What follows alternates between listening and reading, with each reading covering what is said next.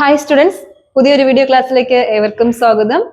ഇന്ന് നമ്മുടെ ഇഗ്നോന്റെ DHIC 101 history of India എന്ന് പറയുന്ന പേപ്പറിലെ അതുപോലെ തന്നെ 5 ക്വസ്റ്റ്യൻ ആണ് നമ്മൾ ഡിസ്കസ് ചെയ്യാനായിട്ട് പോകുന്നത്. സിമ്പിൾ ആയിട്ടുള്ളൊരു പാഠമാണ്. ചാപ്റ്ററിന്റെ പേര് നമുക്ക് നോക്കാം. The Neolithic phase. Chapter 4 the Neolithic phase. അപ്പൊ അതിനു മുന്നേ നമ്മൾ കഴിഞ്ഞ ക്ലാസ്സുകളിലൊക്കെ നിയോലിത്തിക്, പാലിയോലിത്തിക്, മെസോലിത്തിക്, ചാൽക്കോലിത്തിക് അങ്ങനെ ലിത്തിക് പീരീഡിനെ കുറിച്ച് ഇങ്ങനെ മനസ്സിലാക്കിക്കൊണ്ട് വരായിരുന്നു അല്ലേ. അപ്പോ നിങ്ങൾക്ക് ഞാൻ വീണ്ടും പറയുന്നു, ചിലപ്പോ ക്ലാസ്സുകൾ എന്തെങ്കിലും ഒരു ബുദ്ധിമുട്ട് തോന്നുവാണെങ്കിലോ അല്ലെങ്കിൽ ക്ലാസ്സിൽ എന്തെങ്കിലും പ്രശ്നങ്ങൾ തോന്നുവാണെങ്കിലോ ധൈര്യമായിട്ട് നിങ്ങൾക്ക് പറയാം. അതുപോലെ കമന്റ് സെക്ഷനിൽ അറിയിക്കാം. അതിനെപ്പറ്റി ഒന്ന് നിങ്ങൾ ആലോചിച്ചിട്ട് ഭയപ്പെടുത്തിയോ അല്ലെങ്കിൽ ഭയപ്പെട്ടോ ഒന്നും ഇരിക്കേണ്ട ആവശ്യമില്ല. നിങ്ങൾക്ക് മനസ്സിലാവുന്ന തരത്തിൽ സിമ്പിൾ ആയിട്ടുള്ള ഒരു നോട്ടാണ് നിങ്ങൾക്ക് പ്രൊവൈഡ് ചെയ്യുന്നത്. അപ്പോൾ ഈ ഒരു ചാപ്റ്ററിന്റെ അവസാന ഭാഗത്ത്, ഈ ഒരു ക്ലാസ്സിന്റെ അവസാന ഭാഗത്തിൽ ഇതിൽ മെയിൻ ആയിട്ടുള്ള 5 ക്വസ്റ്റ്യൻ കൂടെ പുറകില് അപ്ലോഡ് ചെയ്തു തരും. അപ്പൊ നിങ്ങൾക്ക് ഈസി അല്ലേ, ക്ലാസ് കേൾക്കാൻ ചെയ്യാം, അതുപോലെ തന്നെ നിങ്ങൾക്ക് എന്ത് ചെയ്യാം, നോട്ടും കിട്ടുന്നുണ്ട്. അപ്പോ നമുക്ക് വൈകിപ്പിക്കേണ്ട, നമുക്ക് നോക്കാം ചാപ്റ്റർ 4 അല്ലെ. Chapter 4 the Neolithic phase. Neolithic എന്ന് പറയുമ്പോൾ എന്തായിരിക്കാം, നമ്മൾ പഠിച്ചിട്ടുണ്ടല്ലേ. നിയോ എന്ന് പറഞ്ഞാൽ എന്താണ്, പുതിയത് അല്ലെ. നിയോ പുതിയത്. ലിത്തിക് എന്ന് പറഞ്ഞാൽ എന്താണ്, നമ്മുടെ സ്റ്റോൺ അല്ലെങ്കിൽ കല്ലുമായിട്ട് ബന്ധപ്പെട്ടിരിക്കുന്നു. അപ്പോ നമ്മുടെ നിയോലിത്തിക് ഫേസ് എന്ന് നമ്മളോട് ചാപ്റ്ററില്, ഫേസ് എന്ന് പറയുമ്പോൾ എന്തായിരിക്കും, ഫേസ് ഒരു മുഖം അല്ലെ. നിയോലിത്തിക് ഫേസ് ഒരു പുതിയ യുഗം എന്നൊക്കെ പറയുന്നത് പോലെ ഇതിൽ നമ്മുടെ 5 ക്വസ്റ്റ്യൻ നമുക്ക് ഡിസ്കസ് ചെയ്യാം. ഫസ്റ്റ് എന്ന് പറയുന്നത് discuss in brief the concept of neolithic revolution. ഒന്നാമത്തെ ക്വസ്റ്റ്യൻ. രണ്ടാമത്തെ question discuss the main features of the debate about the transition from hunting gathering to agriculture. അടുത്തത് neolithic revolution people believe system. അത് കഴിഞ്ഞ ശേഷം the neolithic culture of central eastern region. അത് കഴിഞ്ഞ ശേഷം അവസാന question, last one, neolithic sites. ഇങ്ങനെ ഒരു 5 ക്വസ്റ്റ്യൻ ആണ് നമ്മൾ ഇന്ന് ചർച്ച ചെയ്യാനായിട്ട് പോകുന്നത്. അപ്പോൾ ഒരിക്കൽ കൂടെ സ്വാഗതം. നമുക്ക് വൈകിപ്പിക്കേണ്ട, ക്ലാസ്സിലോട്ട് പോവാം. First discuss in brief the concept of neolithic revolution. എന്താണ് നിയോലിത്തിക് റെവല്യൂഷൻ? നമ്മൾ പഠിച്ചു. ആദ്യം പാലിയോലിത്തിക് ആയിരുന്നു, അത് കഴിഞ്ഞ ശേഷം മെസോലിത്തിക്, അവസാനമാണ് നിയോലിത്തിക് വന്നത്. ഒരു ട്രാൻസിഷൻ പീരീഡ് ആയിരുന്നു അല്ലെ. നിയോലിത്തിക് എന്ന് പറയുമ്പോൾ ഒരു ട്രാൻസിഷൻ പീരീഡ് ആണ്. അതായത് ഒരു വിപ്ലവകരമായിട്ടുള്ള ഒരു മാറ്റങ്ങൾ വന്ന പീരീഡാണ് നിയോലിത്തിക് പീരീഡ് എന്ന് പറയുന്നത്. അപ്പൊ ശ്രദ്ധിച്ചിരിക്കുക, നിങ്ങൾക്ക് എല്ലാം കൂടെ ഒരു കൺഫ്യൂഷൻ ആകരുത്, അതുകൊണ്ട് ശ്രദ്ധിച്ചിരിക്കാം. അപ്പോ എന്താണ് ഇവിടെ ഒരു നമ്മൾ ക്വസ്റ്റ്യൻ തന്നെ എന്താണ്, ഒരു നിയോലിത്തിക് റെവല്യൂഷൻ, നവീന ശിലായുഗ വിപ്ലവത്തെ കുറിച്ചിട്ട് ഒരു ബ്രീഫായിട്ട് നിങ്ങളോട് ഒരു എസ്സേ എഴുതാനാണ് പറയുന്നത്. ഓക്കെ, ഡിസ്കസ് ചെയ്യാനാണ് പറയുന്നത്. അപ്പൊ നമുക്കിവിടെ നോക്കാം. The agro pastoral cultural development of the early Holocene were labelled as neolithic revolution by the Gordon Childe. നമ്മൾ എപ്പോഴും പഠിക്കുന്ന ഒരു പേരാണ്, നിങ്ങൾ വിട്ടുപോകുന്നത് അണ്ടർലൈൻ ചെയ്ത് പഠിക്കുക, golden child. Golden child 1941. Golden child 1941 എന്ന് പറയുന്ന ഒരു ഇയർ ഒരിക്കലും മറക്കരുത്. ഏത് ഉറക്കത്തിൽ നിന്ന് തട്ടി എഴുന്നേപ്പിച്ച് ചോദിച്ചാൽ ഈ ഒരു പേരും ഈ ഒരു വർഷവും പറയണം. കാരണം നിയോലിത്തിക് നമ്മുടെ റെവല്യൂഷൻ അല്ലെങ്കിൽ നിയോലിത്തിക് പാലിയോലിത്തിക് ഏജ് എന്ന് പറയുന്ന പോലെ നിയോലിത്തിക് ഏജിനെ നിയോലിത്തിക് റെവല്യൂഷൻ എന്ന് വിളിച്ച വ്യക്തിയാണ് ഗോൾഡൻ ചൈൽഡ്. ഓക്കെ, കുഞ്ഞു കുട്ടികളുടെ SCERT ടെക്സ്റ്റ് ബുക്കിൽ വരെ ഇത് വ്യക്തമായിട്ട് പറയുന്നുണ്ട്. അതിന്റെ അർത്ഥം എന്താണ്, ഇന്നും ഒരു PSC പഠിക്കുന്ന കുട്ടി വരെ നമ്മൾ അറിഞ്ഞിരിക്കേണ്ട ഒരു എന്താണ്, ഒരു ക്വസ്റ്റ്യൻ ആണ് അല്ലെങ്കിൽ ഒരു വരിയാണ്. ഗോൾഡൻ ചൈൽഡ് 1941 എന്തെന്ന് പറഞ്ഞു, നിയോലിത്തിക് റെവല്യൂഷൻ എന്ന് വിളിച്ച വ്യക്തിയാണ് ഗോൾഡൻ ചൈൽഡ്. അണ്ടർലൈൻ ചെയ്ത് പഠിക്കുക, വെരി വെരി ഇമ്പോർട്ടന്റ്. ഓക്കെ, അപ്പൊ ഗോൾഡൻ ചൈൽഡ് ആണ് നിയോലിത്തിക് ഏജിനെ, നവീന ശിലായുഗത്തെ എന്തെന്ന് വിളിച്ചത്, നമ്മുടെ നവീന ശിലായുഗ വിപ്ലവം എന്ന് വിളിച്ചത്. ശരിയല്ലേ? ശരിയാണല്ലേ. കാരണം എന്താണ്, അതുവരെയും ഒരു തരത്തിലും വലിയ മാറ്റങ്ങളൊന്നും ഇല്ലാതെ തട്ടിത്തടഞ്ഞു പോയിരുന്ന ഒരു ഏജ് അതിപ്പോ എന്തായി മാറുന്നു, ഒരു പുതിയ മാറ്റം, ഒരു പുതിയ ചിന്ത, ഒരു പുതിയ ലൈഫ് സ്റ്റൈൽ, പുതിയ സെറ്റിൽമെന്റ്. അതാണ് നിയോ. നിയോ എന്ന് പറയുന്നത് എന്താണ്, നവീനം അല്ലെ, പുതിയതിലോട്ട് മാറി. അതുകൊണ്ട് തന്നെ അദ്ദേഹം അതിനെ എന്ത് പേരിൽ വിളിച്ചു, ഗോൾഡൻ ചൈൽഡ്. 1941 അദ്ദേഹം പറഞ്ഞു നിയോലിത്തിക് ഏജ്, നിയോലിത്തിക് റെവല്യൂഷൻ എന്ന് അദ്ദേഹം വിളിച്ചു. നമുക്കറിയാം 5ാം ക്ലാസ്സിലെ സ്കൂൾ കുട്ടികളുടെ ടെക്സ്റ്റിൽ വരെ ഇത് നമുക്ക് കൊടുത്തിട്ടുണ്ട്. ഓക്കെ, അതുകൊണ്ട് അതിന്റെ എത്രത്തോളം അത് പ്രാധാന്യം ഉണ്ടെന്ന് നിങ്ങൾ മനസ്സിലാക്കാം. ഓക്കെ, അടുത്ത് നമുക്ക് നോക്കാം. ഇവിടെ എന്താ പറയുന്നത്, the Neolithic and Chalcolithic cultures were treated a food producing economic by him.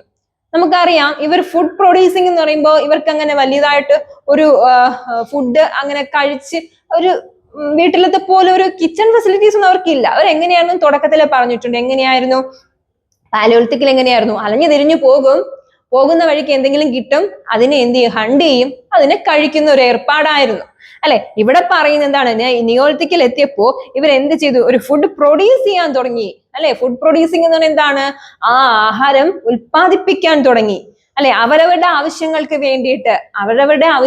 വേണ്ടിയിട്ട് അവരെന്ത് ചെയ്യാൻ തുടങ്ങി, ഫുഡ് പ്രൊഡ്യൂസ് ചെയ്യാനായിട്ട് പോകാനായിട്ട് സ്റ്റാർട്ട് ചെയ്തു. The idea of Neolithic revolution refers to origin of agriculture. Important ആണ്, വരച്ചു പഠിക്കാം. ഈ ഒരു നിയോളിത്തിക് റവല്യൂഷനിലാണ്, അല്ലെങ്കിൽ ഈ ഒരു സമയത്താണ് അഗ്രികൾച്ചർ, കൃഷി നല്ല പോലെ സ്ട്രോങ് ആകാനായിട്ട് തുടങ്ങിയത് ഈ നവീന ശിലായുഗത്തിലാണ്. ഓക്കെ, ഈ നവീന ശിലായുഗത്തിലാണ് കൃഷി നല്ലതായിട്ട് സ്ട്രോങ് ആവാനും, അതുപോലെ അനിമൽ ഡൊമസ്റ്റിക്കേഷൻ എന്ന് പറയുമ്പോൾ എന്താണ്, അതുവരെയും കിട്ടുന്നതിനെല്ലാം തട്ടിക്കഴിച്ചുകൊണ്ടിരുന്നവർ മൃഗങ്ങളെ എന്ത് ചെയ്യാൻ തുടങ്ങി, ഇണക്കി വളർത്താൻ കൂടെ തുടങ്ങി. ഓക്കെ, ഇണക്കി വളർത്താൻ തുടങ്ങിയതിന്റെ കാരണം എന്താണ്, ഇവരിപ്പോ എന്ത് ചെയ്തു തുടങ്ങി, കൃഷി ചെയ്യാൻ തുടങ്ങിയല്ലോ. അപ്പൊ അവർക്ക് വേണ്ട ഫുഡ് പ്രോസസ്സിങ് അല്ലെങ്കിൽ ഫുഡ് പദാർത്ഥങ്ങളൊക്കെ എവിടെ നിന്ന് കിട്ടും, ഈ അഗ്രികൾച്ചർ ഫീൽഡിൽ നിന്ന് ഇവർക്ക് ലഭിക്കുന്നുണ്ട്. അപ്പോൾ ഇവർ എന്ത് ചെയ്യാൻ തുടങ്ങി, അവര് നമ്മുടെ അനിമൽസിനെ ഇണക്കി വളർത്താൻ കൂടെ തുടങ്ങി. അപ്പൊ മനസ്സിലായല്ലോ, സിമ്പിൾ അല്ലേ, എല്ലാം സിമ്പിൾ ആണ്, വഴിയെ പറഞ്ഞു തരാം, നിങ്ങൾ ഒന്നും പേടിക്കണ്ട. നിങ്ങൾക്ക് ഈ ഒരു ചാപ്റ്റർ സെറ്റ് ആക്കിയിട്ട് ഞാൻ ഇടന്ന് പോവുള്ളൂ. ഓക്കെ, അപ്പൊ നിങ്ങൾ നോക്കിക്കേ, അവർ പറയുന്നുണ്ട് അവരുടെ ട്രാൻസ്ഫോർമേഷൻ എങ്ങനെയായിരുന്നു, വളരെ ലൈഫ് ചേഞ്ച് ചെയ്തു അല്ലെ. ചേഞ്ച് ചെയ്തു society from food gathering economy, food producing economy. Food എന്ത് ചെയ്യാൻ തുടങ്ങി, ഉൽപ്പാദിപ്പിക്കാനും അതുപോലെ തന്നെ ഫുഡ് എന്ത് ചെയ്യാൻ തുടങ്ങി, അന്വേഷിക്കാനും ഒക്കെ ഇവർ എന്ത് ചെയ്തു, മുന്നോട്ട് വന്നു. മേജർ ട്രാൻസ്ഫോംഡ്, ഒരു തരത്തിലുള്ള മാറ്റമല്ല, ഒരു ഒന്നോ രണ്ടോ മാറ്റമല്ല ഈ നിയോളിത്തിക് പീരീഡിൽ വന്നത്. മേജർ ആയിട്ടുള്ള ധാരാളം ട്രാൻസ്ഫോർമേഷൻ എന്ന് പറയുമ്പോൾ എന്താണ്, മാറ്റങ്ങൾ ഇവർക്കുണ്ടായി. നിയോളിത്തിക് കൾച്ചർ വിത്ത് പോളിഷ്ഡ് ടൂൾസ്. നിയോളിത്തിക് കൾച്ചർ എങ്ങനെയാണ്, വിത്ത് പോളിഷ്ഡ് ടൂൾസ്. ഇവര് കിട്ടുന്ന ആയുധങ്ങളെ അല്ലെങ്കിൽ വെപ്പൺസിനെ ഒക്കെ എന്ത് ചെയ്യും, പോളിഷ് ചെയ്യുക എന്ന് പറഞ്ഞാൽ എന്താണ്, കൂർപ്പിച്ചു മോനെയൊക്കെ ഇങ്ങനെ കൂർപ്പിച്ച് വെക്കത്തില്ലേ. ആദ്യം ഇവരുടെ കയ്യിൽ വെറും ഒരു കല്ലായിരുന്നു, അതിനെ കുറച്ച് മാത്രം കൂർപ്പിച്ചു. നിയോളിത്തിലേക്ക് എത്തിയപ്പോൾ ഒരു ഷാർപ്പ് ചെയ്യാൻ തുടങ്ങി. ഷാർപ്പിംഗ് മീൻസ് നല്ല കൂർപ്പിച്ച് അത് വെച്ച് അനിമൽസിനെയൊക്കെ എന്ത് ചെയ്യാം, ജസ്റ്റ് ഒന്ന് വിട്ട് കഴിഞ്ഞാൽ അമ്പൊക്കെ വിടത്തില്ലേ, അതുപോലെ വിട്ട് കഴിഞ്ഞാൽ അതിന് അനിമൽസിന്റെ ദേഹത്ത് തറച്ചു കയറുന്ന രീതിയിലുള്ള പോളിഷ്ഡ് ടൂൾസ് ഇവർ എന്ത് ചെയ്തു, ഉപയോഗിച്ചു. അനിമൽസിന് നമ്മുടെ പ്ലാന്റിനെയൊക്കെ കീറി മുറിക്കാനും ഒക്കെ അത് നമുക്കറിയാമല്ലോ. അടുത്തത് Neolithic does not denote to use new tools. അത് ഇമ്പോർട്ടന്റ് ആണ്. പുതിയ ടൂൾസ്, ആയുധങ്ങൾ ഇവർ ഉപയോഗിക്കാനായിട്ട് തുടങ്ങി. ഓക്കെ, പുതിയ ആ സമയത്താണ് ചെമ്പിന്റെ കാര്യങ്ങളൊക്കെ നമ്മൾ പറഞ്ഞു, ചെമ്പ്, വെളുത്തീയൊക്കെ, ഓട്, ഇതൊക്കെ വന്ന കാലഘട്ടമാണ്. അപ്പൊ ഇവിടെ നോക്കിക്കേ, ന്യൂ ടൂൾസ് ഉദയം ചെയ്തു. But also new modes of adaption and ways of life. ഇവിടെ ലൈഫ് തന്നെ ഒരു ചേഞ്ചിങ് രീതിയിലോട്ടായി. കാരണം എന്താണ് ഇവിടെ പറയുന്നത്, പാലിയോലിത്തിൽ നിന്നും മെസോലിത്തിക്കിൽ നിന്നും ഒക്കെ ഇവർ കുറച്ചുകൂടെ എന്ത് ചെയ്യാണ്, അഡ്വാൻസ്ഡ് ആവുകയാണ്. അഡ്വാൻസ്ഡ് എന്ന് പറയുമ്പോൾ എന്താണ്, ഒരിടത്ത് താമസിക്കണമെന്നും ഒരിടത്ത് അടങ്ങി ജീവിക്കണമെന്നും ഒക്കെ ഉള്ള ഒരു ചിന്താഗതി ഇവരുടെ ഇടയിലേക്ക് വന്നു. ഇത്രയും സിമ്പിൾ അല്ലേ, ജസ്റ്റ് ഒന്ന് നോക്കാം. എന്തൊക്കെയാണ് കോൺസെപ്റ്റ് ഓഫ് നിയോളിത്തിക് റവല്യൂഷൻ, എന്തൊക്കെയാണ് നിയോളിത്തിക് റവല്യൂഷന്റെ കോൺസെപ്റ്റ് എന്ന് പറയുമ്പോൾ, the agro pastoral cultural developments. ഒരു നല്ല രീതിയിലുള്ള ഒരു കൾച്ചറൽ സാംസ്കാരികപരമായ മാറ്റങ്ങൾ വന്നു. 1941 ഗോൾഡൻ ചൈൽഡ് എന്ന് പറയുന്ന വ്യക്തിയാണ് നിയോളിത്തിക് റവല്യൂഷൻ എന്ന് വിളിച്ചത് അല്ലെ. നവീന ശിലായുഗം വിപ്ലവം എന്ന് വിളിച്ച വ്യക്തി ആരാണ്, 1941 ആരാണ്, ഗോൾഡൻ ചൈൽഡ്. ഓക്കെ, ഇവിടെ പിന്നെ പറയുന്നുണ്ട്, ഇവിടെ എന്താണ്, അഗ്രികൾച്ചർ അനിമൽ ഡൊമസ്റ്റിക്കേഷൻ അല്ലെ. അഗ്രികൾച്ചർ അനിമൽ ഡൊമസ്റ്റിക്കേഷൻ ഒക്കെ എമർജ് ചെയ്ത ഒരു പീരീഡ് ആണ് അല്ലെ. കൃഷി അങ്ങ് സ്ട്രോങ് ആകാൻ തുടങ്ങി. അതുവരെയും കൃഷിക്കൊന്നും വലിയ പ്രാധാന്യം കൊടുത്തിട്ടില്ല. എന്ത് മാത്രമായിരുന്നു, പോകുന്ന വഴിയിൽ ഏതെങ്കിലും അനിമൽസിനെ കാണും, അതിനെ പെട്ടെന്ന് ഞാൻ എന്ത് ചെയ്യും, അറ്റാക്ക് ചെയ്യും, അതിനെ ഭക്ഷിക്കും. അങ്ങനെ പോകുന്ന വഴിക്ക് ഉറക്കം വരുമോ, അവിടെ കയറി കിടന്ന് ഉറങ്ങും. അങ്ങനെ വീടോ അല്ലെങ്കിൽ ഒരു സെറ്റിൽമെന്റോ ഫാമിലി ലൈഫോ ഒന്നും തന്നെ ഇല്ലാതിരുന്ന ഒരു ജനത നമ്മുടെ നിയോളിത്തിക്കിലേക്ക് എത്തിയപ്പോൾ എന്ത് സംഭവിക്കുകയാണ്, അവരുടെ ലൈഫും ലൈഫ് സ്റ്റൈലും ഒക്കെ എന്താവുന്നു, ഒരു മാറ്റം വരികയാണ്. അതുകൊണ്ടല്ലേ നമ്മുടെ ഗോൾഡൻ ചൈൽഡ് എന്തെന്ന് വിളിച്ചത്, നവീന ശിലായുഗ വിപ്ലവം എന്ന് വിളിക്കാനായിട്ട് തുടങ്ങിയത്. പിന്നെ എന്താ ഉപയോഗിച്ചത്? Sharpening tools. ഷാർപ്പനിങ് ടൂൾസ് എന്ന് എന്താണ്? കിട്ടുന്ന കല്ലുകളെല്ലാം നല്ല രീതിയിൽ എന്ത് ചെയ്തു? പോയിന്റ് ചെയ്യുക. അവർക്ക് മെയിൻ ആയിട്ട് ഇവിടെ നിങ്ങളുടെ ടെക്സ്റ്റ് ബുക്കിൽ പറഞ്ഞിട്ടുണ്ട് പോയിന്റിങ്. പോയിന്റിങ് എന്ന് എന്താണ്? കൂർപ്പിച്ച് വയ്ക്കുകയും അതിനെ എന്ത് ചെയ്തു? മറ്റ് ആനിമൽസിനെ മുറിക്കാനും അതുപോലെ കൾട്ടിവേഷനും ഒക്കെ അവര് ഉപയോഗിച്ചു. ഓക്കെ, പുതിയ പുതിയ തരത്തിലുള്ള ന്യൂ മെത്തേഡിലുള്ള ടൂൾസും ഇവർ ഉപയോഗിച്ചു. ഓക്കെ, ക്ലിയർ അല്ലേ? അപ്പൊ ഒന്നാമത്തെ ക്വസ്റ്റ്യൻ ഓക്കെ ആണ്, മനസ്സിലായി. അതിന്റെ മെയിൻ കാര്യങ്ങൾ മാത്രം നിങ്ങൾക്ക് പറഞ്ഞു തന്നിട്ടുണ്ട്. കുറച്ചുകൂടെ എന്ത് ചെയ്യുക? നിങ്ങളുടെ ഇഷ്ടത്തിന് ഒരു ലെക്ചർ നോട്ട് കീപ്പ് ചെയ്യുക. ഓക്കെ, സിമ്പിൾ ആണ്. രണ്ടാമത്തെ ക്വസ്റ്റ്യനിലോട്ട് പോയാലോ? ഓക്കെ, റെഡി ആണോ? Are you ready? ഓക്കെ, രണ്ടാമത്തെ ക്വസ്റ്റ്യൻ എന്താണ്? Discuss the main features of the debate about the transition from hunting gathering to agriculture. എന്തൊക്കെയാണ് ഇവരുടെ പ്രത്യേകതകൾ? നേരത്തെ പറഞ്ഞതുപോലെ തന്നെയാണ് ഇവരുടെ ഹണ്ടിങ് ഗാദറിംഗ് നമ്മുടെ അഗ്രികൾച്ചർ ഒക്കെ എങ്ങനെയാണ്, കുറച്ച് വ്യത്യാസമാണ്. എങ്ങനെയാണെന്ന് നോക്കിയേ. Various explanation have been offered. ധാരാളം എക്സ്പ്ലനേഷൻ എന്ന് പറയുമ്പോൾ എങ്ങനെയായിരിക്കാം? ധാരാളം വാഗ്വാദങ്ങൾ നിലനിൽക്കുന്നുണ്ട്. ഇവർ അങ്ങനെ വന്നു, ഇവർ ഇങ്ങനെ വന്നു. നമുക്കറിയാം മനുഷ്യൻ കുരങ്ങിൽ നിന്ന് പരിണാമം സംഭവിച്ചതാണെന്ന് ചാൾസ് ഡാർവിന്റെ സിദ്ധാന്തം പറയുന്നുണ്ട്. അങ്ങനെ ഒരുപാട് വാഗ്വാദങ്ങൾ നിലനിൽക്കുന്നുണ്ട്. പക്ഷേ ഇവിടെ എങ്ങനെയാണ്? ഇതുപോലെ ഈ നിയോളിത്തിക് റെവല്യൂഷനെ കുറിച്ചും ഒരുപാട് അഭിപ്രായങ്ങളും വ്യത്യാസങ്ങളും ഒക്കെ ഉണ്ട്. അതിൽ നിന്നൊക്കെ എങ്ങനെയാണ് നമുക്ക് നോക്കാം. Various explanation have been offered regarding to origins of farming. ഇവർ കൃഷി ആരംഭിച്ചതിനെ കുറിച്ച്, അല്ലെ? ഫാമിംഗ് എന്ന് എന്താണ്? ഫാർമർ എന്ന് പറഞ്ഞാൽ കർഷകൻ, അല്ലെ? അപ്പൊ ഫാമിംഗ് എന്ന് എന്താണ്? കൃഷി. ഇവർ കൃഷി ആരംഭിച്ചതിനെ തുടർന്ന് ഒരുപാട് വാദങ്ങൾ നിലനിൽക്കുന്നുണ്ട്. ചിലർ പറയുന്നുണ്ട് ഇവർ നദിയുടെ കരയിലാണ് കൃഷി ആരംഭിച്ചത്. നദി എന്ന് പറയുമ്പോൾ എങ്ങനെയായിരിക്കാം? River side, Indus valley civilisation, അല്ലെ? സിന്ധു നദീതട സംസ്കാരം, അല്ലെ? അങ്ങനെയുള്ള ഒരു നദിയുടെ കരയിലാണ് ഇവർ എന്ത് ചെയ്തത്? കൃഷി ആരംഭിച്ചതെന്ന് കുറച്ച് പേർ എന്ത് ചെയ്യുന്നുണ്ട്? കാരണം എന്തെന്നറിയോ? എന്തുകൊണ്ടായിരിക്കാം നദിയുടെ സൈഡിൽ തന്നെ കൃഷി ആരംഭിക്കാൻ കാരണം? നിങ്ങളൊന്ന് പറഞ്ഞു, എന്തുകൊണ്ടായിരിക്കാം നദിയുടെ കരയിൽ തന്നെ കൃഷിക്ക് വേണ്ടിയിട്ട് അവരൊരു പ്രാധാന്യം കൊടുത്തത്? അതെ, വെരി ഗുഡ്. എന്താണ്? അതായത് വാട്ടർ, അല്ലെ? വാട്ടർ ലഭിക്കാൻ വേണ്ടിയിട്ട്, ജലവിതരണം എന്താകാൻ വേണ്ടിയിട്ട്, സുഗമമാക്കാൻ വേണ്ടിയിട്ടാണ് അവർ എന്തിനു വേണ്ടിയിട്ട് മുന്നോട്ട് വന്നത്? നദിക്കരയിൽ തന്നെ കൃഷി ചെയ്യാനായിട്ട് മുന്നോട്ട് വന്നത്. അപ്പോൾ അത് ഒരു ഇമ്പോർട്ടന്റ് ഫാക്ടർ. പക്ഷെ അതിന് നമുക്ക് എവിഡൻസോ കാര്യങ്ങളൊന്നും ലഭിച്ചിട്ടില്ല. പക്ഷെ നമുക്കറിയാം, ടെക്സ്റ്റ് ബുക്ക് പഠിച്ചു കഴിഞ്ഞാൽ നമുക്കറിയാൻ പറ്റും. വലിയ ടെക്സ്റ്റ് ബുക്ക് നമ്മുടെ കുറച്ചുകൂടെ ആധികാരികമായിട്ട് ഹിസ്റ്ററി സമീപിക്കാൻ നമുക്കറിയാൻ പറ്റും. നദിയുടെ കരയിൽ നിന്ന് എന്ത് കിട്ടിയിട്ടുണ്ട്? അനവധി വിത്തുകളും അതുപോലെയുള്ള കാര്യങ്ങളൊക്കെ ലഭിച്ചിട്ടുണ്ട്. കാരണം അതിന്റെ അർത്ഥം എന്ത് തന്നെയാണ്? വെള്ളം നമ്മുടെ കൃഷി വിഭവങ്ങൾക്ക് കിട്ടാൻ വേണ്ടിയിട്ട് തന്നെയാണ് അവർ നദിക്കരയിൽ എന്ത് ചെയ്തത്? കൃഷി ആരംഭിച്ചത്. Okay, the Gordon Childe argued farming began a Fertile Crescent due to climate change. Gordon Childe നേരത്തെ പറഞ്ഞില്ലേ, അദ്ദേഹം പറയുന്നുണ്ട്. എങ്ങനെയാ പറഞ്ഞത് അദ്ദേഹം? നമ്മുടെ ഇവിടെ ആർഗ്യൂ ചെയ്യുന്നുണ്ട്. ആർഗ്യൂ എന്ന് പറഞ്ഞാൽ എന്താണ്? വാദിക്കുകയാണ്. Farming began to fertile crescent side, അല്ലെ? ഫെർട്ടൈൽ, ഫലപുഷ്ടമായ സൈഡിലാണ് എന്ത് ആരംഭിച്ചത്? കൃഷി ആരംഭിച്ചതെന്ന് നമ്മുടെ ഗോൾഡൻ ചൈൽഡ് വ്യക്തമായിട്ട് പരാമർശിക്കുന്നുണ്ട്. ഗോൾഡൻ ചൈൽഡ് പറയുന്നുണ്ട് കൃഷി ആരംഭിച്ചത് എവിടെയാണ്? നമ്മുടെ എവിടെയാണ്? ഫെർട്ടൈൽ പീരീഡ് എന്ന് പറയുമ്പോൾ എന്താണ്? ഫലപുഷ്ടമായ പീരീഡിലാണ്. പിന്നെ നമുക്കറിയാം നമ്മുടെ ഇന്ത്യ എന്ന് പറയുമ്പോൾ എങ്ങനെയായിരിക്കാം? കുറേ വ്യത്യാസങ്ങൾ, ഡൈവേഴ്സിറ്റീസ് ഓഫ് ഇന്ത്യ ആണ്, അല്ലെ? അനേകം പുഴകളും അതുപോലെ തന്നെ ക്ലൈമറ്റും അങ്ങനെയുള്ള ഒരുപാട് എന്താണ് ഒരു വൈവിധ്യങ്ങളുടെ ഇന്ത്യയാണ്, അല്ലെ? നമ്മുടെ ഇന്ത്യ എന്ന് പറയുമ്പോൾ മൺസൂൺസിന്റെ പ്രഭാവം അങ്ങനെയുള്ള കാര്യങ്ങളെല്ലാം കൊണ്ടും വളരെ ഒരു ക്ലൈമറ്റും കാര്യങ്ങളൊക്കെ ഓക്കെ ആയിട്ടുള്ള, അല്ലെ? എന്നും മഴയാണോ നമുക്ക്? അല്ല. എന്നും വെയിലാണോ? അല്ലെങ്കിൽ എന്നും മഞ്ഞാണോ? അങ്ങനെയല്ല, അല്ലെ? പക്ഷെ നമുക്ക് അന്റാർട്ടിക്ക എന്ന് പറഞ്ഞൊരു കോണ്ടിനെന്റ്സിനൊക്കെ എടുത്തു കഴിഞ്ഞാൽ അവിടെ എപ്പോഴും എന്ത് തന്നെയാണ്? മഞ്ഞാണ്. അവിടെ നമുക്ക് അധികം താമസിക്കുന്നവരുണ്ട്. പക്ഷെ നമുക്ക് ഒരുപാട് സമയം താമസിക്കാൻ കഴിയോ? ഇല്ല. അതുപോലെ തന്നെ ആഫ്രിക്ക എപ്പോഴും എന്താണ്? ചൂടാണ്. വിണ്ട് കീറി കിടക്കുന്ന വരണ്ടായിട്ടുള്ള ഒരു പ്രദേശമാണ്. പക്ഷെ നമ്മുടെ ഇന്ത്യ എന്ന് പറയുന്നത് എങ്ങനെയാണ്? വളരെ നമുക്ക് ജീവിക്കാൻ പറ്റുന്ന തരത്തിലുള്ള ക്ലൈമറ്റും കാര്യങ്ങളും റിസോഴ്സും ഒക്കെ ഉള്ള ഒരു സ്ഥലമാണ് നമ്മുടെ ഇന്ത്യ എന്ന് പറയുന്നത്. അപ്പൊ അതുകൊണ്ട് തന്നെ അദ്ദേഹം പറയുന്നു ഫലപുഷ്ടമായിട്ടുള്ള ഫെർട്ടൈൽ ആയിട്ടുള്ള പീരീഡിലാണ് എന്താരംഭിച്ചത്? കൃഷി ആരംഭിച്ചതെന്ന് ഗോൾഡൻ ചൈൽഡ് പരാമർശിക്കുന്നുണ്ട്. ക്ലിയർ ആണല്ലോ? പിന്നെ പിന്നെ ഇവിടെ പറയുന്നുണ്ട് അദ്ദേഹം മരുഭൂമികളൊക്കെ ഇവിടെ എന്ത് ചെയ്തിട്ടുണ്ട്, ഉണ്ടായിരുന്നു.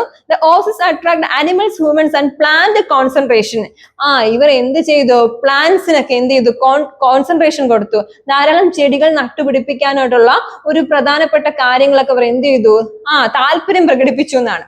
കോൺസെൻട്രേഷൻ കൊടുക്കുകയാണ്, ചെടികളൊക്കെ നട്ട് പിടിപ്പിക്കുന്നതിന് വേണ്ടിയിട്ടുള്ള കോൺസെൻട്രേഷൻ കൊടുക്കുകയാണ്. It was this close continually between them that perhaps led to early domestication. അദ്ദേഹം പറയുന്നുണ്ട് ഇവിടെ എന്ത് ചെയ്യുന്നുണ്ട്, മൃഗങ്ങളെയൊക്കെ അവർ നേരത്തെ ഇണക്കി വളർത്തി ഇരുന്നു. ഓക്കെ, ഇനി റോബർട്ട് ബ്രൈറ്റ്വുഡ് ചലഞ്ച്, അദ്ദേഹം പറഞ്ഞു Notion of climatic change and has argued slow gradual evolution of food production. നമ്മുടെ അടുത്ത വ്യക്തിയാണ്, ഗോൾഡൻ ചൈൽഡ് പറഞ്ഞ കാര്യം കഴിഞ്ഞല്ലോ. അദ്ദേഹം പറഞ്ഞത് എന്താണ്, നമുക്ക് ഒരിക്കൽ കൂടെ ഡിസ്കസ് ചെയ്യുമ്പോൾ മനസ്സിലാവും. അടുത്ത വ്യക്തിയാണ് റോബർട്ട് ബ്രൈറ്റ്വുഡ്. ഈ പേരുകളെല്ലാം കുറച്ച് അലഭാവം പിടിച്ച പേരുകളാണ്, പക്ഷെ നിങ്ങൾ എന്ത് ചെയ്തേ പറ്റൂ, പഠിച്ചേ പറ്റൂ. അപ്പൊ റോബർട്ട് ബ്രൈറ്റ്വുഡ് എന്താ പറഞ്ഞത്, ചലഞ്ച് ചെയ്യുകയാണ്. ചലഞ്ച് ചെയ്യുക എന്ന് പറയുന്നത് വെല്ലുവിളിക്കുകയാണ്. അദ്ദേഹം പറയുകയാണ് ക്ലൈമറ്റ് ചേഞ്ചസും അതുപോലെ തന്നെ slow gradual evolution food production ഒക്കെ എന്ത് ചെയ്തു, ഒരുപാട് സ്വാധീനിച്ചിട്ടുണ്ടെന്നും അദ്ദേഹം എന്ത് ചെയ്യുന്നുണ്ട്, പറയുന്നുണ്ട്. സ്ലോ ഗ്രാജുവൽ ആണ്, ക്ലൈമറ്റ് ചേഞ്ച് ഒക്കെ എന്താണ്, സ്ലോ ആയിട്ടാണ് എന്ത് ചെയ്തിട്ടുള്ളത്, എവല്യൂഷൻ ഫുഡ് പ്രൊഡക്ഷൻ എന്ത് ചെയ്തു, സാവധാനത്തിലുള്ള ഒരു പ്രോസസ്സിംഗ് ആയിരുന്നു എന്നും അദ്ദേഹം പറയുന്നുണ്ട്. Population dynamics has been considered as the main causal determine origin. Just ഒന്ന് വായിച്ചു വിട്ടുക. ലിവിസ് ബിൻഫോർഡ് എന്നാണ് അദ്ദേഹം പറയുന്നുണ്ട്, demographic tensions can primarily believed that beginning agriculture was a long drawn process rather than event. അപ്പൊ ഇവിടെ ഓരോരുത്തർ പറഞ്ഞ അഭിപ്രായങ്ങളാണ്. ആദ്യം നമ്മൾ ഗോൾഡൻ ചൈൽഡിനെ എടുക്കാം. ഗോൾഡൻ ചൈൽഡിൽ എന്താ പറഞ്ഞത്, നിയോളിത്തിക് റെവല്യൂഷനിലെ ഫാമിംഗ് എന്ന് പറയുമ്പോൾ എന്താണ്, നേരത്തെ എന്ത് ചെയ്തിട്ടുണ്ട്, വളരെ എന്താണ് കോൺട്രിബ്യൂഷൻ കൊടുത്തിട്ടുണ്ട്. നമ്മുടെ ഇന്ത്യ എന്ന് പറയുന്നത് ധാരാളം റിസോഴ്സസ് കൊണ്ട് വളരെ ഇമ്പോർട്ടന്റ് ആയിട്ടുള്ള ഒരു പ്രദേശമായിരുന്നു എന്നും അദ്ദേഹം അഭിപ്രായപ്പെടുന്നുണ്ട്. ഓക്കെ, അപ്പൊ റോബർട്ട് ബ്രൈറ്റ്വുഡ് എന്താ പറഞ്ഞത്, ചലഞ്ച് ചെയ്യുകയാണ്. അദ്ദേഹം പറഞ്ഞ ഒരു സ്ലോ ഗ്രാജുവൽ പ്രോസസ്സിംഗ് ആയിരുന്നു. അദ്ദേഹം പറയുകയാണ് ഒരു സ്ലോ ഗ്രാജുവൽ പ്രോസസ് ആണ്. അപ്പൊ അടുത്ത വ്യക്തി ആരായിരുന്നു, ലൂയിസ് ബ്രെയിൻവുഡ്. അദ്ദേഹം പറഞ്ഞു ഇതെന്ന് പറയുന്നത് എന്താണ്, ധാരാളം എന്താണ് കൃഷിയും കാര്യങ്ങളൊക്കെ ഇവിടെ ഒറിജിൻ ചെയ്തിട്ടുണ്ട്. അടുത്ത വ്യക്തിയാണ് കെന്റ്. കെന്റ് എന്താ പറഞ്ഞത്, അഗ്രികൾച്ചർ വാസ് ലോങ് ടേം, അല്ലെ, നേരത്തെ ആരംഭിച്ച ദീർഘകാലം മുന്നേ എന്ത് ചെയ്തതാണ്, വളരെ സുദീർഘമായ പീരീഡ് കൊണ്ടേ ആരംഭിച്ച ഒന്നാണ് എന്ത്, നമ്മുടെ അഗ്രികൾച്ചർ എന്ന് കെന്റും അഭിപ്രായപ്പെടുന്നുണ്ട്. അപ്പൊ ഇതിന്റെയൊക്കെ ഓരോരുത്തർ പറഞ്ഞ അഭിപ്രായങ്ങളാണ്, ഡെഫിനിഷൻ ആണ്. ജസ്റ്റ് ഒന്ന് മനസ്സിലാക്കി അർത്ഥം മനസ്സിലാക്കി പഠിക്കുക. ഓക്കെ ആണോ? അടുത്ത ക്വസ്റ്റ്യൻ എന്താണ്, question number 3. Neolithic revolution people believe system. ഇവർക്കും ബിലീവ് സിസ്റ്റം ഉണ്ടായിരുന്നു, അല്ലെ. ബിലീവ് സിസ്റ്റം എന്ന് പറഞ്ഞാൽ എന്താണ്, വിശ്വാസങ്ങൾ. ഇവരുടെ വിശ്വാസങ്ങളുണ്ട്. എങ്ങനെയാ വിശ്വാസം, വിശ്വാസം എന്ന് പറഞ്ഞാൽ എന്താണ്, ആരാധന രീതികൾ, അല്ലെ. അതെങ്ങനെയായിരുന്നു, they worshipped fire, water, stone and even sometimes wild animals just for fear their religious belief based on nature. ഇവരുടെ റിലീജിയൻ എന്ന് പറയുമ്പോൾ നമുക്ക് ഇന്ന് കാണുന്ന പോലെ ഒരു വർഷിപ്പ് സെന്ററോ അല്ലെങ്കിൽ ഒരു വർഷിപ്പ് പാറ്റേണോ ഒന്നും തന്നെ ഇല്ലായിരുന്നു. കാരണം അങ്ങനെ പറയാൻ കാരണം എന്താണെന്നറിയോ, ഇവര് കൂടുതലായിട്ട് പ്രാധാന്യം നൽകിയത് നാച്ചുറലിനാണ്, പ്രകൃതിക്കാണ് ഇവർ പ്രാധാന്യം നൽകിയത്. പ്രകൃതി എന്ന് പറയുമ്പോൾ എന്തായിരിക്കാം, പ്രകൃതിയിലുള്ള കാറ്റ്, മഴ, വെയില്, അതുപോലെ തന്നെ സസ്യജാലങ്ങള്, അങ്ങനെയുള്ള നമ്മുടെ അനിമൽസ്, ഇതിനൊക്കെയാണ് അവർ പ്രാധാന്യം കൊടുത്തിരുന്നത്. അങ്ങനെ പറയാൻ കാരണം ഇവര് പ്രകൃതിയോട് എന്ത് ചെയ്യുന്നു, അറ്റാച്ച് ചെയ്ത് അല്ലെങ്കിൽ പ്രകൃതിയോട് ഇണങ്ങി ജീവിച്ചിരുന്ന പേഴ്സൺസ് ആണ്, അല്ലെ, വ്യക്തികളായിരുന്നു. അവർ പ്രകൃതിയോട് ഇണങ്ങി ജീവിക്കണം, അവർക്ക് വേറെ ഒരു ലോകമില്ല. ഇവർ ഈ എപ്പോഴും ഇവിടെ തന്നെ കാടിനുള്ളില് അതുമായിട്ട് കണക്ട് ചെയ്ത് പോകുന്ന അവരുടെ ലൈഫേ എന്താണ്, പ്രകൃതിയുമായിട്ട് കണക്ട് ചെയ്തിട്ടുണ്ട്. അപ്പൊ ഇവിടെ പറയുന്നത് വർഷിപ്ഡ്, അവർ ആരാധിച്ചു തീയെ, അല്ലെ, തീനെ അവരെ ആരാധിച്ചിട്ടുണ്ട്. തീ എന്ന് പറഞ്ഞാൽ എന്താണ്, നമ്മുടെ ഫയർ, വാട്ടർ, വെള്ളത്തെ, ജലദേവത എന്നൊക്കെ പറയുന്ന പോലെ വെള്ളത്തെ, സ്റ്റോണ്, കല്ലിനെ, നമുക്ക് പഠിക്കാൻ പറ്റും. നമ്മുടെ കല്ലിനെ ഉണ്ടാക്കി ശിവന്റെ ശിവലിംഗം എന്ന് പറയുന്നത് പോലെ ഉണ്ടാക്കി വെച്ചിട്ട് അതിനെ ആരാധിച്ചിരുന്ന ഒരു കൂട്ടം വിഭാഗക്കാര് പണ്ടും ഉണ്ടായിരുന്നു. സ്റ്റോണ്, പിന്നെ എന്താ ഇവിടെ പറഞ്ഞ വൈൽഡ് ആനിമൽസ്. വൈൽഡ് ആനിമൽസ് എന്ന് പറഞ്ഞാൽ കാട്ടിലെ ഉൾക്കാടിനുള്ളിലെ ആനിമൽസിനെ വരെ ഇവർ ആരാധിച്ചിരുന്നു. പിന്നെ ഇവർക്കൊരു ഫിയറോ പേടിയോ അങ്ങനെയൊന്നുമില്ല. ഇവരെ എന്ത് ചെയ്യുന്നുണ്ട്, അതൊരു റിലീജിയൻ, ഒരു റിച്വൽസ് ആയിട്ട് അല്ലെങ്കിൽ എന്താണ് ആരാധന രീതികളായിട്ട് ഇവർ ആരാധിച്ചിരുന്നു. മനസ്സിലാവുന്നുണ്ട്? അപ്പൊ നാച്ചുറൽ വർഷിപ്പ് ആണ് അവിടെ മെയിൻ ആയിട്ട് നിങ്ങൾ എഴുതാനുള്ളത്. വർഷിപ്പ് ഫോർ നാച്ചുർ, പ്രകൃതിയിലെ ആരാധനയാണ് അവർ പ്രധാനമായിട്ട് എന്ത് ചെയ്തത്, മുന്നോട്ട് കൊണ്ടുപോ, അല്ലാതെ ഒരു സിസ്റ്റമാറ്റിക് ആയിട്ടുള്ള ഒരു പാറ്റേണോ സിസ്റ്റമാറ്റിക് ആയിട്ടുള്ള ഒരു ഇൻസ്റ്റിറ്റ്യൂഷനോ സിസ്റ്റമാറ്റിക് ഉള്ള ഒരു കാര്യങ്ങളോ ഒന്നും തന്നെ അവർക്ക് ഉണ്ടായിരുന്നില്ല. ഉണ്ടായിരുന്നോ? എവിടെയെങ്കിലും പറയുന്നുണ്ടോ അവർ ദേവാലയങ്ങളിൽ പോയി ആരാധിച്ചിരുന്നെന്നോ മോസ്കിൽ പോയി ആരാധിച്ചിരുന്നെന്നോ ടെമ്പിളിൽ പോയി ആരാധിച്ചിരുന്നെന്നും പറയുന്നില്ല. കാരണം അവർ എവിടെയായിരുന്നു? സദാസമയം എവിടെയായിരുന്നു? നമ്മുടെ പ്രകൃതിയിൽ ആയിരുന്നു. ഓക്കെ, ക്ലിയർ ആണെന്നുള്ളൂ? ക്ലിയർ ആവുന്നുണ്ടോ? ഓക്കെ, അടുത്തതിലോട്ട് നമുക്ക് പോവാം. The evidence for understanding by social organization of Neolithic people were very limited. അല്ലെ, ഇവരെ കുറിച്ച് ലഭിക്കുന്ന ഒരു എന്താണ് ഇവരെ കുറിച്ച് ലഭിക്കുന്ന തെളിവുകൾ വളരെ ലിമിറ്റഡ് ആണ് നമുക്ക്, അല്ലെ? വളരെ, കാരണം വർഷങ്ങൾക്ക് മുമ്പ്, നൂറ്റാണ്ടുകൾക്ക് മുമ്പേ ഉള്ള സംഭവങ്ങളാണ്, സംഭവ വികാസങ്ങളാണ്. അതിനെക്കുറിച്ച് നമുക്ക് വലിയ ആധികാരികമായിട്ടുള്ള ഒരു തെളിവും കാര്യങ്ങളൊന്നും തന്നെ ഇല്ല എന്ന് തന്നെ നമുക്ക് പറയാം. They perhaps had tribes level social organization. The idea of land and plant ownership emerged as they domesticated plant and animals. നേരത്തെ കാര്യം തന്നെയാണ്. അവരുടെ കുടിലെന്നൊക്കെ പറയുന്ന സ്ഥലത്ത് എന്താണ് മൃഗങ്ങളെയും നമ്മുടെ ചെറിയ അനിമൽസിനൊക്കെ എന്ത് ചെയ്തു? ഇണക്കി വളർത്തിയിരുന്നു. The presence of small house may suggest nuclear families. ഇവർ എന്താ ചെയ്തിരുന്നത്? സ്മാൾ ഹൗസസ്, സ്മാൾ ഹൗസ്, ഹട്ടില്ലേ, ഹട്ട്, ചെറിയ ചെറിയ കുടിലുകളൊക്കെ കെട്ടി ജീവിച്ചിട്ടുണ്ട്. പിന്നെ ന്യൂക്ലിയർ ഫാമിലീസ്, അണുകുടുംബമായി മാറി, അല്ലെ? ഇവർ ഇങ്ങനെ രാവിലെ പോകുമ്പോൾ ഇവർക്ക് വിവാഹം കഴിക്കണമെന്നോ അല്ലെങ്കിൽ ഒരു സെറ്റിൽമെന്റ് ലൈഫ് സൂക്ഷിച്ചു കൊണ്ടുപോകണമെന്നൊന്നും അറിവില്ലായിരുന്നു. എവിടെ? പാലിയോലിത്തിക് ഏതിലും മെസോലിത്തിക് ഏതിലും. പക്ഷെ നിയോലിത്തിക് എത്തിയപ്പോ ഇവർ ഫാമിലി ലൈഫ് എന്ത് ചെയ്തു? അവർ ചൂസ് ചെയ്തു, അല്ലെ? അവർ ചൂസ് ചെയ്യുകയാണ് family life, adopted family lifes. എങ്ങനെയാണ് ഫാമിലി ലൈഫായിട്ട് മുന്നോട്ട് പോയത്? ന്യൂക്ലിയർ ഫാമിലിയുമായിട്ട് അവർ എന്ത് ചെയ്യാണ്? മുന്നോട്ട് പോവുകയാണ്. അപ്പൊ nuclear family. Okay, the ceramics and beads such improvement material culture production. ചെറിയ ചെറിയ മുത്ത് നിർമ്മാണം, അതുപോലെ തന്നെ ചെറിയ ചെറിയ കാര്യങ്ങളൊക്കെ ഇവർ എന്ത് ചെയ്തു? ഉണ്ടാക്കാനും. അവരുടെ മുത്ത് നിർമ്മാണം എന്നൊക്കെ പറയുന്നത് നമുക്ക് നമ്മുടെ ഇൻഡസ് വാലി സിവിലൈസേഷൻ ചാൻകുദാരോ എന്ന് പറഞ്ഞ സ്ഥലമുണ്ട്. ചാൻകുദാരോ സ്ഥലത്തിൽ മുത്ത് നിർമ്മാണത്തിന് വൈദഗ്ധ്യം നേടിയ ഒരു സ്ഥലമായിട്ട് പറയുന്നുണ്ട്. അപ്പൊ ഇവിടെ എന്താണ്? ഇവർ ചെറിയ ചെറിയ ഒരു ബീഡ്സിന്റെ നിർമ്മാണമൊക്കെ ഇവർക്ക് കൊണ്ടുപോന്നിട്ടുണ്ട്.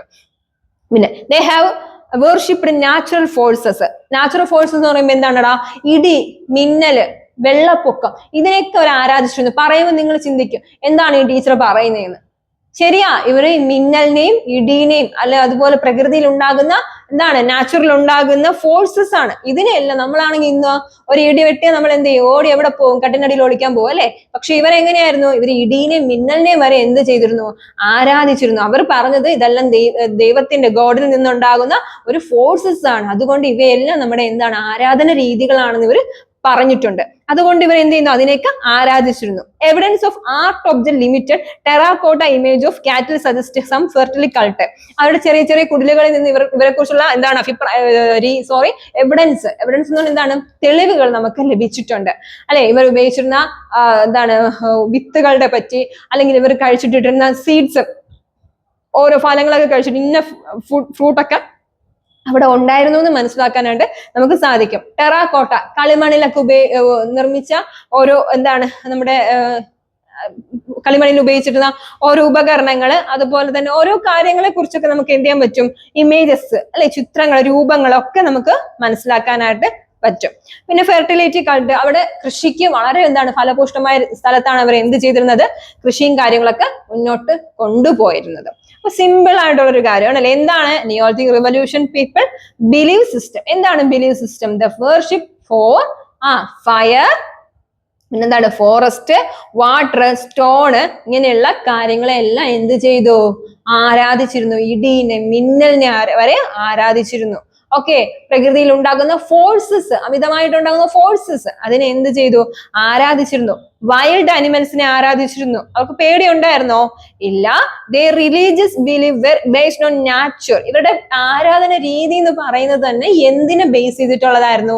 പ്രകൃതിനെ ബേസ് ചെയ്തിട്ടുള്ളതായിരുന്നു. എന്തിനെ കുറിച്ച് ബേസ് ചെയ്തിട്ടുള്ളതാണ്? പ്രകൃതിനെ ബേസ് ചെയ്തിട്ടുള്ളതായിരുന്നു. ഓക്കെ, പ്രകൃതിക്കാണ് ഇവർ പ്രാധാന്യം കൊടുത്തിരുന്നത്. ഓക്കെ, പിന്നെ എന്താണ്? The evidence for understanding the social organisation of the Neolithic people is very limited. ഇവരെ കുറിച്ചുള്ള അഭിപ്രായങ്ങൾ അല്ലെങ്കിൽ തെളിവുകൾ ലഭിക്കുന്നത് വളരെ കുറവായിരുന്നു. ഓക്കെ. പിന്നെ ഇവിടെ പറയുന്നുണ്ട് ഇവർക്ക് എപ്പോഴും എന്തിനാണ് പ്രാധാന്യം? നാച്ചുറൽ ഫോഴ്സസിനെയാണ് കൂടുതലായിട്ട് ഇവർ പ്രാധാന്യം കൊടുത്തിരുന്നത്. പിന്നെ എന്താ പറഞ്ഞ, സ്മാൾ ഹൗസസ് കെട്ടിയിരുന്നു അല്ലെ, സ്മാൾ ഹൗസസ് ഒക്കെ കെട്ടി അവർ ജീവിച്ചിരുന്നു. പിന്നെ വിവാഹം രീതികൾ, മാരേജിലോട്ടൊക്കെ മുന്നോട്ട് പോയി ഒരു ന്യൂക്ലിയർ ഫാമിലി ലൈഫ് ഒക്കെ സെറ്റ് ചെയ്യാനായിട്ട് അവർ ആഗ്രഹിച്ചിട്ടുണ്ട്. ഓക്കെ, അങ്ങനെയുള്ള കാര്യങ്ങളിലോട്ട് പോയിട്ടുണ്ട്. ടെറാക്കോട്ടയിലുള്ള രൂപങ്ങൾ എന്ന് പറയുമ്പോൾ എന്തായിരിക്കാം? കളിമണ്ണിലുള്ള രൂപങ്ങള്, അതുപോലെ തന്നെ മുത്ത് നിർമ്മാണം, ഇതിനെല്ലാം മുന്നോട്ട് വന്നിട്ടുണ്ട് ഇവർ. ഓക്കെ, അപ്പൊ ഇതാണ് മൂന്നാമത്തെ ക്വസ്റ്റ്യൻ. സിമ്പിൾ ആയിട്ടുള്ള ഒരു ക്വസ്റ്റ്യൻ ആണ്. ഇനി നമുക്ക് അടുത്ത് നോക്കാനുള്ളത് neolithic culture of central eastern region. Central eastern റീജിയനിലുള്ള നിയോളിത്തിക് കൾച്ചർ എപ്രകാരമായിരുന്നു? എങ്ങനെയാണ്? The neolithic sites are found in many places in the region of west Bengal and Odisha. നമുക്കറിയാം ഒഡീസയിലെ അതുപോലെ തന്നെ വെസ്റ്റ് ബംഗാളിലൊക്കെ നിന്ന് നമുക്ക് എന്ത് കിട്ടിയിട്ടുണ്ട്? നവീന ശിലായുഗത്തിന് തെളിവുകൾ. നമുക്കറിയാം വയനാട് ഉണ്ടല്ലോ, വയനാട്, അവിടെ എടയ്ക്കൽ ഗുഹയ്ക്കുള്ളില് ഇവരെ കുറിച്ചുള്ള തെളിവുകൾ ലഭിച്ചിട്ടുണ്ട്. പഠിച്ചു കഴിഞ്ഞാൽ നമുക്കറിയാൻ പറ്റും, സ്കൂൾ ടെക്സ്റ്റുകളിലൊക്കെ ഉണ്ട്. അപ്പൊ ഇവിടെ പറയുന്നത് നിയോളിത്തിക് സൈറ്റ്സിനെ കുറിച്ച് ധാരാളം എന്താണ് ഒഡീസയിൽ നിന്നും അതുപോലെ വെസ്റ്റ് ബംഗാളിൽ നിന്നൊക്കെ ലഭിച്ചിട്ടുണ്ട്. പിന്നെ എന്താണ്? Birhanpur is an important neolithic site this region. ഏത് സ്ഥലമാണ്? ശ്രദ്ധിച്ചിരിക്കുക, ബിർബൻപൂർ. ബിർബൻപൂർ എന്ന് പറയുന്നത് ഒരു പ്രധാനപ്പെട്ട നിയോളിത്തിക് സൈറ്റ് ആയിരുന്നു, ബിർബൻപൂർ എന്ന് പറയുന്നത്. ഓക്കെ, മനസ്സിലാവുന്നുണ്ടോ? ബിർബൻപൂർ എന്ന് പറയുന്നത് എന്താണ്? ഒരു പ്രധാനപ്പെട്ട നിയോളിത്തിക് സൈറ്റ്സ് ആണ്. പിന്നെ എന്തൊക്കെയാണ് പറഞ്ഞത്? The Eastern Indian Neolithic sites have evidence showed that axes അല്ലെ, ഇവർ ഉപയോഗിച്ചിരുന്ന ആക്സസിനെ കുറിച്ച്. ഇവർ ഉപയോഗിച്ചിരുന്ന ആക്സസ് എന്ന് പറയുമ്പോൾ എന്തൊക്കെയായിരിക്കാം? നമ്മൾ ഇന്നലെ പഠിച്ചു, കൈക്കോടാലികൾ, ചീളുകള് അല്ലെ, മഴു പോലെയുള്ള ഉപകരണങ്ങള്, ഇതിനെ കുറിച്ചൊക്കെ എന്ത് ചെയ്തിട്ടുണ്ട്? എവിഡൻസ് ലഭിച്ചിട്ടുണ്ട്. പിന്നെ കുച്ചാലി, അതുപോലെ ഗ്ലോബൽ, അങ്ങനെയുള്ള സ്ഥലങ്ങളിൽ നിന്ന് കുറച്ച് സ്ഥലങ്ങൾ ഉണ്ട് ടെക്സ്റ്റ് ബുക്കിൽ, അവിടെ നിന്നൊക്കെ എന്ത് ചെയ്തിട്ടുണ്ട്? ഇവരെ കുറിച്ചുള്ള എവിഡൻസ് ലഭിച്ചിട്ടുണ്ട്. പിന്നെ some important Neolithic sites of this region. These cultures show similarity with the Neolithic complex East and Southeast area. ഈസ്റ്റും സൗത്തും എന്താണ് ഇതിനെ കുറിച്ചിട്ടുള്ള ഭയങ്കരമായിട്ടുള്ള സിമിലാരിറ്റി തോന്നുന്ന സൈറ്റ്സ് ആണ്. സിമിലാരിറ്റി എന്ന് എന്താണ്? ഒരുപോലെ ഇരിക്കുന്ന ഒരു സൈറ്റ് ആണ് നമ്മുടെ ഈസ്റ്റും സൗത്ത് ഈസ്റ്റും എന്ന് പറയുന്നത്. അപ്പൊ ഇത് സിമ്പിൾ ആയിട്ട് ഒന്ന് പഠിച്ചു വെച്ചിരുന്നാൽ മതി. ചിലപ്പോൾ ചോദിച്ചു കഴിഞ്ഞാൽ 1-2 മാർക്കിനെ ചോദിക്കുള്ളൂ. അതുകൊണ്ട് അത് അങ്ങനെ രീതിയിൽ തന്നെ എന്ത് ചെയ്യുക? പഠിക്കുക. ഓക്കെ, അപ്പൊ എന്താണ് നിയോളിത്തിക് സൈറ്റ് എന്ന് പറയുമ്പോൾ എന്താണ്? Found at many place. ധാരാളം സ്ഥലങ്ങളിൽ നിന്ന് എന്ത് കണ്ടെത്തിയിട്ടുണ്ട്? നിയോളിത്തിക് സൈറ്റുകൾ കണ്ടെത്തിയിട്ടുണ്ട്. ഓക്കെ, അതാണ് ഒഡീസ, അതുപോലെ തന്നെ പശ്ചിമ ബംഗാൾ, അങ്ങനെയുള്ള സ്ഥലങ്ങളിൽ നിന്ന്. ക്ലിയർ ആവുന്നുണ്ടോ? ഇനി എന്താണ് നിയോളിത്തിക് സൈറ്റ്? എന്താണ് നിയോളിത്തിക് സൈറ്റ് എന്ന് പറയുന്നത്? ദ നിയോളിത്തിക് സൈറ്റ് എത്രയാണ് നമുക്ക് നോക്കാം. Indian subcontinent, south Asia are divided into various regional cultural groups are. ഇവിടെ പറഞ്ഞ ധാരാളം എന്തുണ്ട്? നിയോളിത്തിക് സൈറ്റ്സ് ഉണ്ട്. ഒന്നാമത്തത് നോർത്ത് വെസ്റ്റേൺ റീജിയൻ. എവിടെയാണ്? North western region. രണ്ടാമത്തത് നോർത്ത് റീജിയൻ. പിന്നെ മൂന്നാമത്തത് the Vindhyan hill, Ganga valley. നാലാമത്തത് mid eastern Ganga valley region. അഞ്ചാമത്തത് സെൻട്രൽ ഈസ്റ്റേൺ റീജിയൻ. ഇതെല്ലാം എവിടെയാണെന്ന് ഒന്ന് ജസ്റ്റ് എന്റെ കുട്ടികൾ മനസ്സിലാക്കി വെക്കുക. നോർത്ത് വെസ്റ്റേൺ റീജിയൻ എന്ന് പറയുന്നത് the area of Afghanistan and Pakistan. അഫ്ഗാനിസ്ഥാനിലെയും പാകിസ്ഥാനിലെയും ഒരു എന്താണ് സ്ഥലത്തിലാണ് ഏതുള്ളത്? നോർത്ത് വെസ്റ്റേൺ റീജിയൻ ഉള്ളത്. ഈ നോർത്തേൺ റീജിയൻ എവിടെയാണ്? ദ റീജിയൻ ഓഫ് കാശ്മീർ അല്ലെ, കാശ്മീർ. ഇതെല്ലാം എന്ത് സൈറ്റ് ആണ്? നിയോളിത്തിക് സൈറ്റ് ആണ്. നിയോളിത്തിക്കാരെ കുറിച്ച് അറിവ് ലഭിക്കുന്ന സ്ഥലങ്ങളാണ്. Okay, the Vindhyan hills, Vindhyan hills and the Ganga valley. അതെവിടെയാണ്? ഗംഗാ വാലി, ഗംഗാ സമതലത്തിന്റെ സ്ഥലത്താണ് ഈ വിന്ധ്യ ഹിൽസ് എന്ന് പറയുന്നത്. വിന്ധ്യാദിൻ റീജിയൻ പ്രയാഗ്രാജ്, അറിയാലോ, പ്രയാഗ്രാജ്, അളകനന്ദ, മിർസാപൂർ, ഇങ്ങനെയുള്ള റിവർ വാലിയിലൊക്കെയാണ് എന്തുള്ളത്? ഈ വിന്ധ്യാദിൻ ഹിൽസ് സൈറ്റ് കാണപ്പെടുന്നത്. ടെക്സ്റ്റ് ബുക്കിൽ വൃത്തിയായിട്ട് കൊടുക്കുന്നുണ്ട്, അത് മനസ്സിലാക്കുക. അടുത്ത mid eastern Ganga valley region. Mid eastern Ganga valley region എവിടെയാണ്? Northern part of Bihar. ബീഹാറിന്റെ നോർത്തേൺ പാർട്ടിലാണ്. ബീഹാറിന്റെ നോർത്തേൺ പാർട്ടിലാണ് എന്തുള്ളത്? Mid eastern Ganga valley region ഉള്ളത്. സെൻട്രൽ ഈസ്റ്റേൺ റീജിയൻ എവിടെയാണുള്ളത്? ഇൻക്ലൂഡിങ് ചോട്ടാ നാഗ്പൂർ അല്ലെ, ചോട്ടാ നാഗ്പൂർ ഏരിയ. എവിടെ? പിന്നെ ഒഡീസ, അതുപോലെ തന്നെ എന്താണ്? ബംഗാൾ റീജിയൻ. ഇവിടെയാണ് സെൻട്രൽ ഈസ്റ്റേൺ റീജിയൻ. അപ്പൊ ഇതില് നിങ്ങൾ പഠിക്കാനുള്ളത് ഈ 5 വായിച്ചു ഒന്ന് മനസ്സിലാക്കി വെക്കാം. ഇമ്പോർട്ടന്റ് ആണോ എന്ന് ചോദിച്ചാൽ ഇമ്പോർട്ടന്റ് ആണ്. അതുകൊണ്ട് ജസ്റ്റ് ഒന്ന് വായിച്ചു വെക്കുക, ചോദിക്കാൻ ചാൻസ് കൂടുതലാണ്. അപ്പൊ ഒന്നുകൂടെ നോക്കിക്കേ. നോർത്ത് വെസ്റ്റേൺ റീജിയൻ എന്ന് പറയുമ്പോൾ ഏതാണ്? The areas of Afghanistan. അഫ്ഗാനിസ്ഥാന്റെയും പാകിസ്ഥാന്റെയും ഇടയിലുള്ള പ്രദേശത്തെയാണ്. അതുപോലെ തന്നെ നോർത്ത് റീജിയൻ എന്ന് പറയുമ്പോൾ the region of Kashmir. The Vindhya hills എന്ന് പറയുമ്പോൾ Ganga valley. Okay, Ganga valley, പിന്നെ വിന്ധ്യാചൽ റീജിയൻ, പ്രയാഗ്രാജ്, മിർസാപൂർ, അളകനന്ദ, ആ ഒരു പോർഷൻ ആണ്. പിന്നെ മിഡ് ഈസ്റ്റേൺ ഗംഗാ വാലി എന്ന് പറയുമ്പോൾ എന്താണ്? The area of northern part of Bihar.